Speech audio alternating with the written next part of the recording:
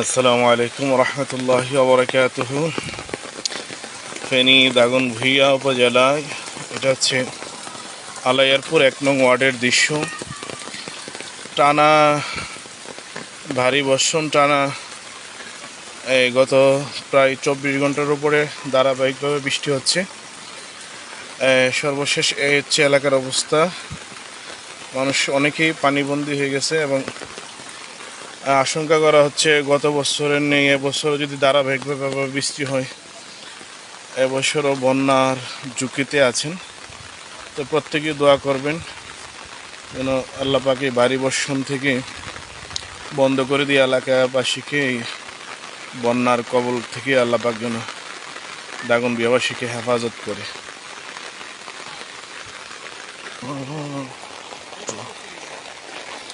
হচ্ছে আমাদের বাইরে মাছ মারার দৃশ্য।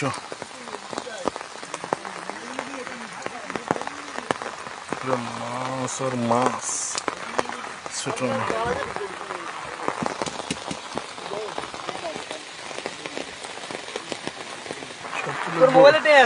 গোড়া মাছ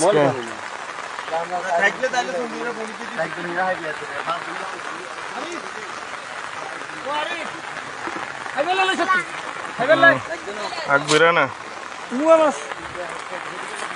এ বসে শুধু গোড়া মাছ। কত? আরে কত আনলে কি কত মতো কোন লাগবে নাকি ভাড়া দিতে। এটা হচ্ছে আমার মসজিদ এবং মাদ্রাসার সামনের দৃশ্য। মোটামুটি একদম এই যে কোম্পানির পুকুর, কিন্তু এবছরও পানিতে ডুবে গেল। গত বছর ওলি কোম্পানির লক্ষ লক্ষ টাকার মাছ বেসে গেছে। এবছর মনে হয় ঋণও দিছিল, বেশি দিন হয় নাই। এবছরও পুকুর তলায় গেছে। আর এটা হলো মাদ্রাসা মসজিদের সামনের দৃশ্য। মাদ্রাসার সামনের পুকুর অলরেডি গলায় গলায় পানি হয়ে গেছে। আর সারাদিন আজকে বৃষ্টি হলে আশা করি রাস্তা পর্যন্ত হয়ে যাবে। এই হলো অবস্থা সর্বশেষ। এই হলো আমাদের এই যে মসজিদ মাদ্রাসার দৃশ্য। আমাদের